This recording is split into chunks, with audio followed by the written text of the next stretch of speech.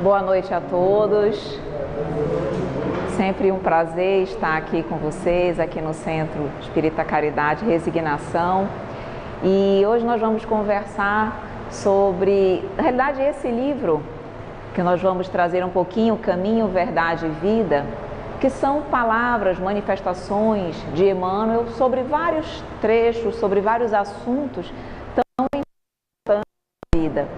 E certamente esse lucros é fundamental, principalmente para nós que estamos aqui na Terra, principalmente aqui onde nós percebemos que naturalmente as pessoas se dedicam, trabalham muito em benefício de amealhar recursos materiais.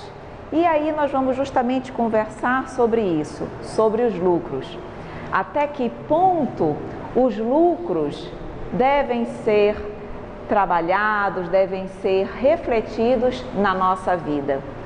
E antes de nós começarmos a ver um pouquinho as manifestações de Emmanuel sobre isso, eu pergunto, o que será que significa lucros? O que será realmente que é para a nossa vida ter ou não ter lucro? Será que nós conseguimos hoje identificar o que verdadeiramente é lucro para a minha vida e aquilo que é prejuízo? Aquilo que verdadeiramente me engrandece, me auxilia, me faz crescer? Ou aquilo que me apequena? Muitas vezes, aquilo que nós, nessa vida, podemos entender, podemos considerar como lucro, na verdade, não é. E Emmanuel começa dizendo, trazendo essa passagem de Jesus lá no Evangelho de Lucas, capítulo 12, versículo 20. E o que tens ajuntado, para quem será? Vejam que questionamento interessante esse que Jesus nos fez e é trazido pelo Evangelho de Lucas. Aquilo que nós temos amealhado, juntado, acumulado em nossa vida, para quem será? Quem serão as pessoas a serem beneficiadas com aquilo que eu procurei amealhar? Será que os benefícios serão para mim, única e exclusivamente? Será que aquilo que eu estou adquirindo, guardando, será em benefício do meu próximo ou da humanidade? Então, quando Jesus nos coloca, o que tu estás ajuntando, é para quem? É para nos trazer essa reflexão, para que nós realmente possamos pensar, será que as coisas que eu tenho procurado adquirir na minha vida, elas vão realmente, verdadeiramente me trazer lucros e benefícios? E quando nós trabalhamos aqui com lucros e benefícios, eu não estou me referindo a lucros materiais, a posse, sucesso, poder no mundo, vaidade, riqueza material. Não é isso que Jesus, não é essa reflexão que Jesus nos traz. Ele pergunta, será que tu estares trabalhando para adquirir recursos, tesouros na terra? Isso vai te fazer rico no mundo espiritual? Lembremos que a terra é uma passagem. Nós estamos aqui por um tempo para adquirir conhecimento, para adquirir evolução espiritual. Mas a nossa verdadeira vida é a vida espiritual, não é a vida material. E quando ele pergunta, para quem será que tu estás amealhando, juntando recursos? É como dizer, tua vida, ela é temporária aqui na Terra. Verdadeiramente, a vida é a espiritual. E tu estás, filho querido, juntando recursos, tesouros, para que tu possas ser feliz no mundo espiritual, para que lá no mundo espiritual tu possas te considerar um homem rico? Os lucros que nós temos que trabalhar dia a dia são os lucros eternos, verdadeiros, que vão nos oportunizar a felicidade no mundo real, que é o mundo espiritual, e não aqui na Terra. E é exatamente sobre isso que Emmanuel conversa conosco. Ele diz: em todos os agrupamentos humanos palpita a preocupação de ganhar. O espírito de lucro alcança os setores mais singelos. E, de fato, a humanidade ainda trabalha, gasta as suas energias, gasta o seu tempo, a sua inteligência, preocupando-se em ganhar. Preocupando-se em ter mais recursos materiais, preocupando-se em como obter poder, vaidade, reconhecimento no mundo, sucesso. Como eu posso ter a casa mais bonita, o carro do ano, uma roupa muito de marca, uma roupa, um sapato, enfim. Nós gastamos as nossas energias buscando, nos preocupando com o ganhar. E aí, será que é isso que Jesus quer e espera de nós? Enquanto eu estiver buscando ou tentando juntar recursos, lucros na matéria, eu devo perguntar: o que é que esses lucros, o que é que essas conquistas na matéria me engrandecem? Será que esses lucros me tornam uma pessoa no mundo espiritual? Será que vale a pena eu perder muitas vezes noites de sono para que eu possa conseguir as conquistas do mundo material? Então ele diz: meninos mal saídos da primeira infância mostram-se interessados em amontoar egoisticamente alguma coisa. E de fato, quando nós percebemos as crianças, quantas delas ainda tão pequeninas, mas já com os verdadeiros valores completamente invertidos e deturpados. Crianças tão jovens e já estão preocupadas em ganhar, em ter. Querem os jogos mais modernos, os brinquedos melhores, os celulares tão pequenos e já querem celulares potentes. Ou seja, nós percebemos que mesmo na infância as crianças já estão com os seus valores deturpados, com a busca pelo ter e não a busca pelo ser. E isso é triste, isso é lamentável, porque nós que já temos um conhecimento da doutrina espírita, já conhecemos e já sabemos a real razão e motivo pelo qual nós estamos na Terra, e que nós percebemos que aqui estamos para adquirir os tesouros verdadeiros, os da alma, que são imperecíveis. Quando nós vemos que a nova geração ainda está contaminada com o fruto do egoísmo, isso é triste.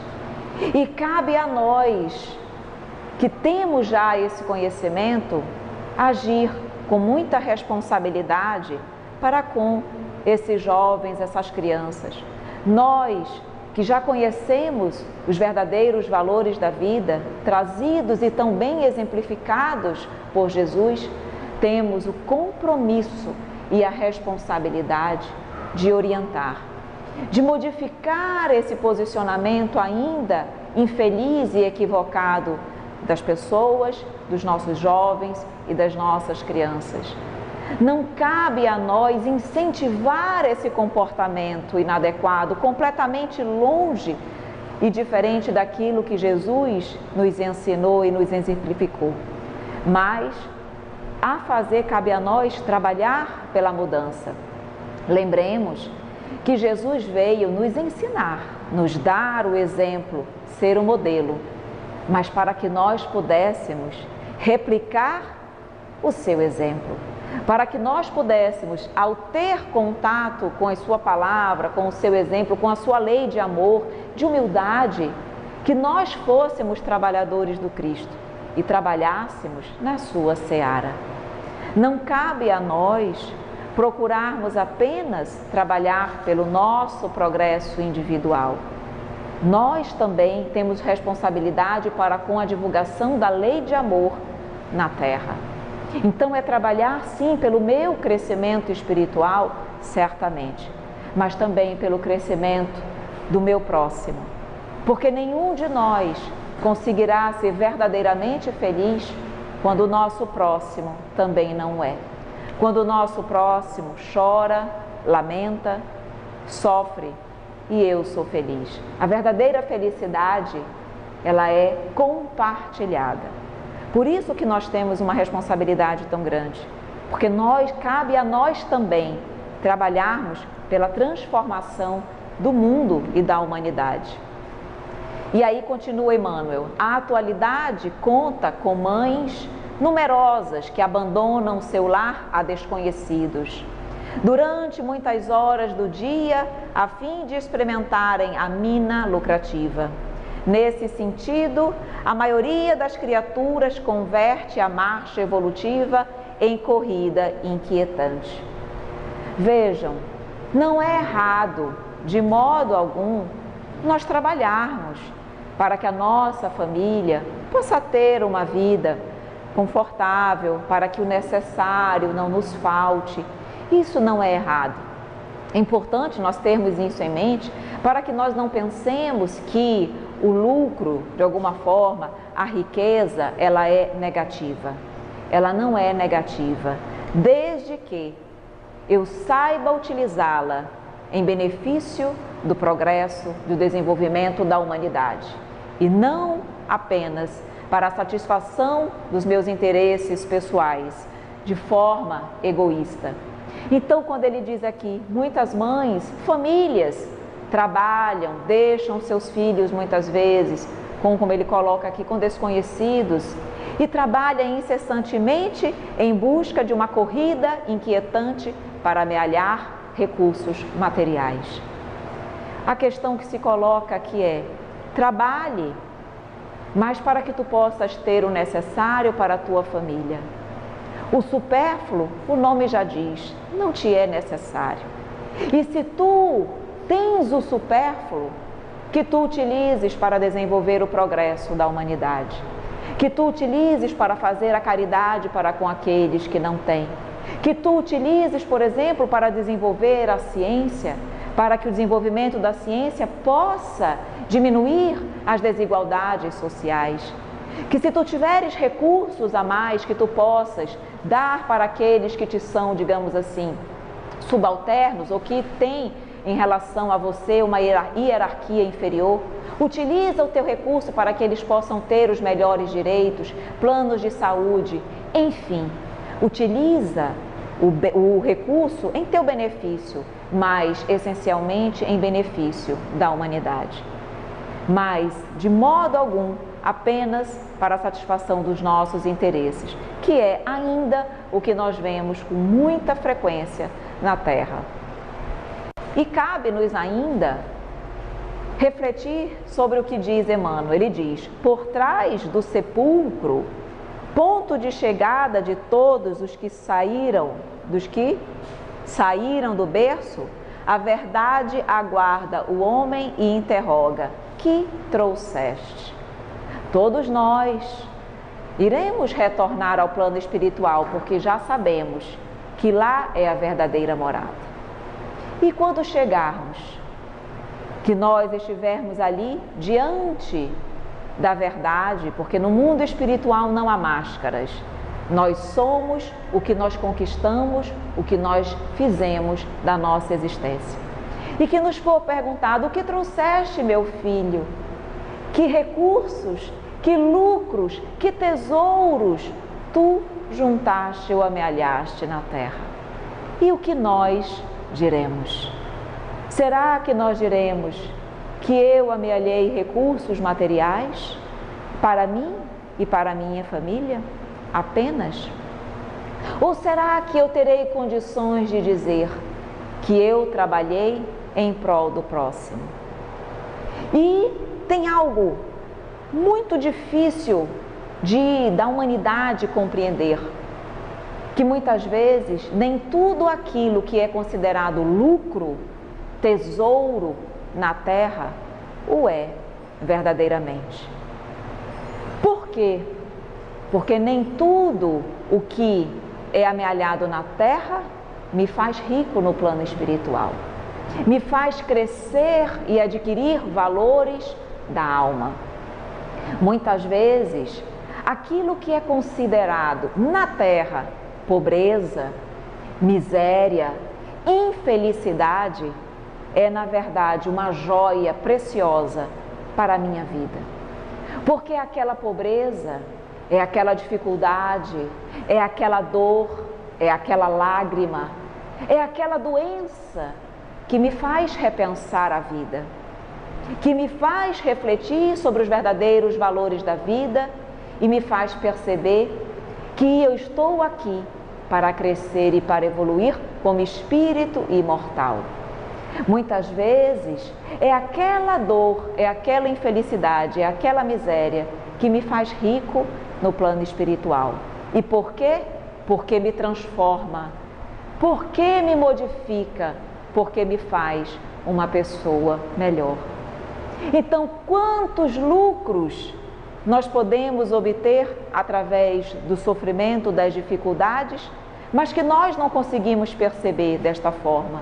Só vemos aquilo como uma infelicidade, algo que nós queremos o mais rápido possível tirar de nossas vidas. Quando ali está o tesouro precioso que eu preciso para crescer e para evoluir. Então vejam como a humanidade ainda tem um posicionamento torto, invertido daquilo que é verdadeiramente lucro e daquilo que é verdadeiramente infelicidade. E nós vamos trazer aqui uma passagem do Evangelho segundo o Espiritismo falando exatamente sobre isso, sobre o que é a infelicidade real, a desgraça real. E que muitas vezes aquilo que é ruim, que é considerado mal para nós, é na verdade o remédio que a minha alma precisa para se modificar, para crescer, para se transformar e para evoluir. Então, hoje, se nós retornássemos ao plano espiritual hoje e nos fosse perguntado: filha, filho, o que tu trouxeste? Quais foram as tuas ações que fizeram com que tu te tornasses uma pessoa melhor? Que te transformaram? Quais foram os teus tesouros? O que nós diríamos? Será que nós teríamos condições de mostrar que nós amealhamos tesouros no céu? Tesouros imortais? Ou nós chegaríamos de mãos vazias? Ou nós teríamos que olhar com a cabeça para baixo, envergonhados, por nada trazermos e levarmos conosco? O infeliz que trabalha apenas para amealhar os lucros na terra, retorna ao plano espiritual e responde que reuniu vantagens materiais, que se esforçou para assegurar a posição tranquila de si mesmo e dos seus. E no primeiro momento pode achar que isso é o suficiente, que é isso o que ele veio fazer na terra. Será? Por que nós estamos na terra? Qual é o objetivo de nós estarmos reencarnados no mundo material? É para realmente trabalharmos, reunirmos vantagens materiais para nós e para o nosso grupo familiar? É para isso que Jesus veio à Terra? É para isso que Jesus morreu na cruz? Essa era a meta, o objetivo almejado por Jesus? Para que nós aqui estivéssemos amealhando vantagens para mim e para os meus? Será que não é apequenar a vinda do Mestre aqui na terra? Então, queridos amigos, quando nós nos dermos conta dessa verdade, quão tristes nós ficaremos, porque vamos examinar a nossa bagagem e verificar que na realidade aquilo que nós consideramos vitórias na terra, sucesso, poder, riqueza, na verdade, como ele diz, são derrotas fragorosas, fortes, inúmeras, que nos fazem cair num abismo. Não constituem valores da alma e nem trazem o selo dos bens eternos. Quem de nós não gostaria de chegar no plano espiritual carregando o selo dos bens eternos? Mas onde eu estou procurando o selo dos bens eternos? Precisamos, meus amigos, refletir sobre isso, porque enquanto nós não refletirmos sobre isso, sobre essa verdade, sobre o que nos move, sobre o que faz com que eu me movimente, saia de casa, trabalhe, eu não vou ter realmente consciência do porquê eu estou na Terra. É como se nós fôssemos máquinas, trabalhando sem pensar, movidas por alguém que nos governa e não por nós mesmos, conscientes da nossa responsabilidade, conscientes do nosso dever, conscientes do nosso compromisso para com Jesus. Porque não nos enganemos, todos nós firmamos um compromisso ao vir para a Terra. Todos nós, em nosso planejamento reencarnatório, nos comprometemos com a espiritualidade em crescer, em evoluir, em sermos pessoas melhores. E nós estamos sendo e nos transformando em pessoas melhores? Ou vamos chegar repletos de vitórias no mundo, mas com o nosso selo de bens eternos vazios? E aí eu trago, como eu havia comentado, uma passagem. Na realidade eu vou trazer duas passagens do Evangelho, mas desse mesmo capítulo, capítulo 5, Bem-aventurados os aflitos. E lá no item que fala do mal e o remédio, diz o Evangelho: não reconhecereis, pois, o seu amor, o amor de Deus, o amor do nosso Mestre, senão quando ele vos tiver adornado o vosso corpo com todas as glórias e lhe tiver restituído seu brilho e sua brancura. É dizer, será que nós só conseguimos sentir o amor de Deus quando ele nos cobre de brilhos? Será que eu só consigo perceber a mão de Deus em minha vida, tocando a minha vida, quando eu estou repleto de vitórias no mundo? Será que eu não consigo ainda perceber que a dor que muitas vezes chega na minha casa, na minha vida, é o toque da mão divina me conduzindo para o caminho reto? É naquele momento a misericórdia divina, o amor do Mestre, chegando na minha vida, me fazendo despertar do caminho tortuoso pelo qual muitas vezes eu estava caminhando, dizendo para mim: filho, retoma o caminho do bem, da verdade e do amor. Te trago a dor porque te amo, te trago a doença porque tenho misericórdia por ti, te trago as lágrimas para que tu possas repensar a tua vida, repensar as tuas escolhas. Te trago muitas vezes a perda de um ente querido, de um familiar, para que tu possas valorizar a vida, o próximo, a fraternidade, a união. Te trago a fome muitas vezes para que tu possas valorizar o alimento, para que no dia que tu tiveres em excesso, tu possas te preocupar com o teu irmão que sofre e não tem o que comer, para que em vez de tu trabalhares para amealhar o supérfluo, tu possas abrandar a fome do teu irmão que chora. Então, a dor, é isso que nos diz aqui.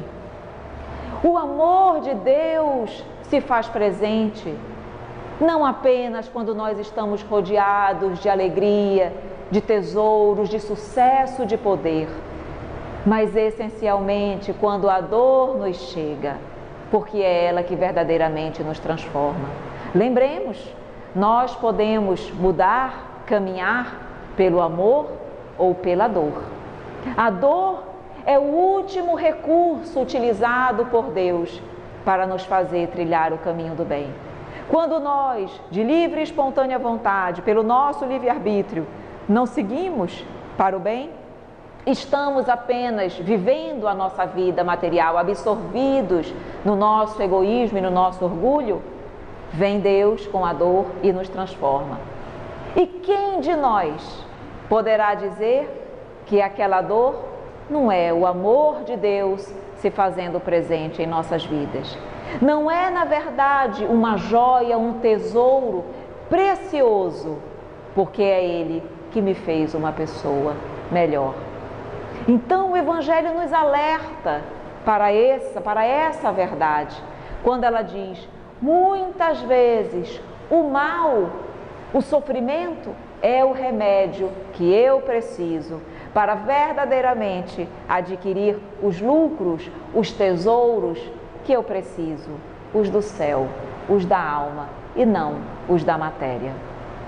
E o Evangelho continua também neste mesmo capítulo, quando ele fala sobre a infelicidade real, que nos diz: venho eu dizer-vos que quase toda a gente se engana e que a infelicidade real não é absolutamente o que os homens, isto é, os desgraçados, o supõem, reforçando a ideia do mal e o remédio, mostrando que para que nós possamos ter a certeza daquilo que é felicidade ou infelicidade, eu não posso examinar a coisa individualmente, mas as consequências que aquela coisa traz para a minha vida.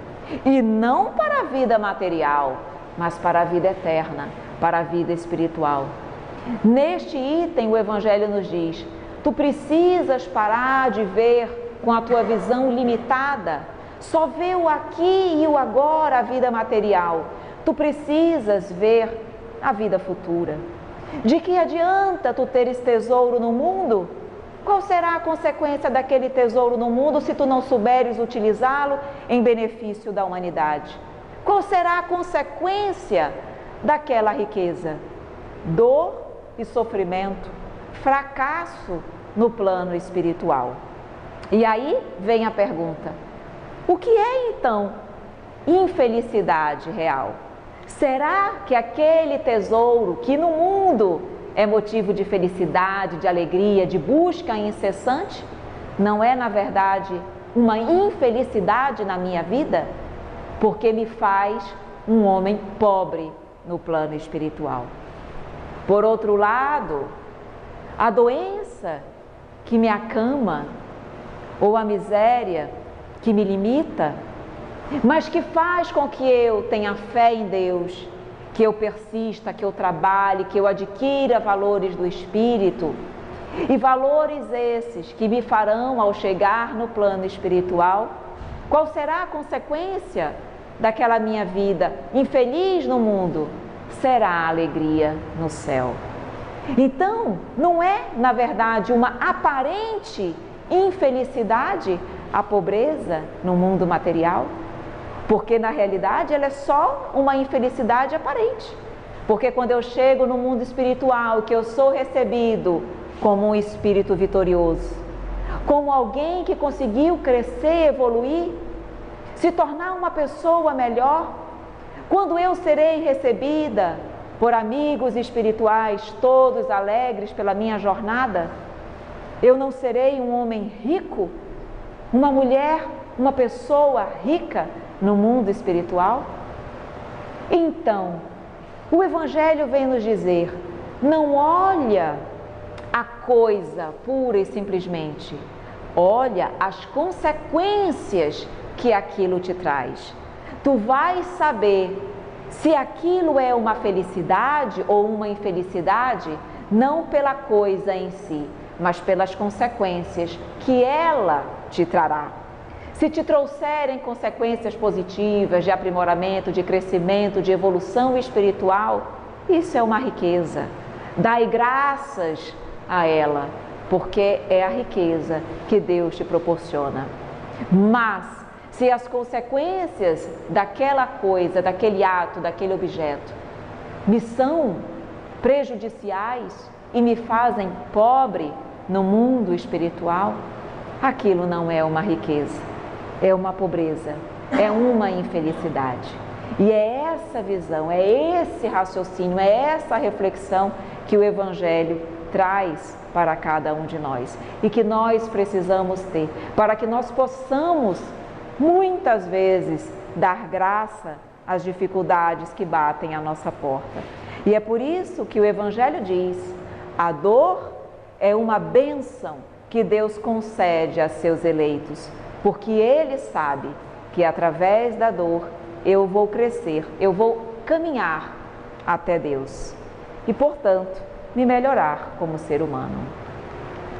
E Emmanuel continua dizendo, atingida semelhante equação, o viajor olha para trás e sente frio. Prende-se de maneira inexplicável aos resultados de tudo que amontoou na crosta terrestre. E aí, diante disso, começa a sua inquietação, porque ele vai perceber que tudo pelo qual ele trabalhou e se dedicou não tiveram o valor que ele esperava. Na verdade, ele retorna como um homem pobre, sem valores, sem tesouros para o céu. A consciência inquieta nesse momento enche-se de nuvens e a voz do Evangelho soa-lhe aos ouvidos. Pobre de ti, porque teus lucros foram perdas desastrosas. E nós, meus amigos, não podemos chegarmos no plano espiritual desta maneira. Estamos sendo, nesse exato momento, alertados por Emmanuel, por Jesus, pelo Evangelho, para que nós busquemos os tesouros da alma. Nós não podemos, nós que já conhecemos o Evangelho, retornarmos ao plano espiritual com perdas desastrosas. Não mais. Isso já aconteceu conosco durante muitos anos, muitos séculos, muitos milênios. E com certeza, se isso não fosse uma verdade, nós não estaríamos ainda no mundo de expiações e de provas. Nós, em nossas reencarnações passadas, sem sombra de dúvida, éramos espíritos ainda mais imperfeitos do que hoje, onde trabalhamos o tempo inteiro movidos pelo orgulho e pelo egoísmo. Mas nosso passado de erros e de sombra tem que ter ficado no passado. Nós não precisamos mais disso, porque nós já conhecemos a verdade, já sabemos o que verdadeiramente nós precisamos para sermos felizes. E nós só precisamos de Jesus. Nós só precisamos vivenciar o seu Evangelho. Aquele coração que vivencia o Evangelho de Jesus, que segue os exemplos do Mestre, é a criatura mais rica, mais feliz de todas. As riquezas do mundo não se comparam, mesmo o homem dito mais feliz na terra, por ser detentor de todas as riquezas do mundo, a felicidade que ele pode momentaneamente usufruir jamais vai se comparar com aquela vivenciada por quem segue o Evangelho, por quem segue Jesus. Porque os tesouros imperecíveis da alma o amor, a paz, a felicidade, a perfeição. Isso não tem preço. E para isso, nenhuma riqueza do mundo consegue se igualar, consegue nos fornecer essa paz de espírito. Só Jesus, só o seu Evangelho. E é por isso que nós temos sempre, quando virmos ou falarmos de lucros, lembrar do questionamento de Jesus. E o que tens ajuntado, para quem será? E nos perguntar: tu queres, filho querido, verdadeiramente reunir tesouros no mundo ou no céu?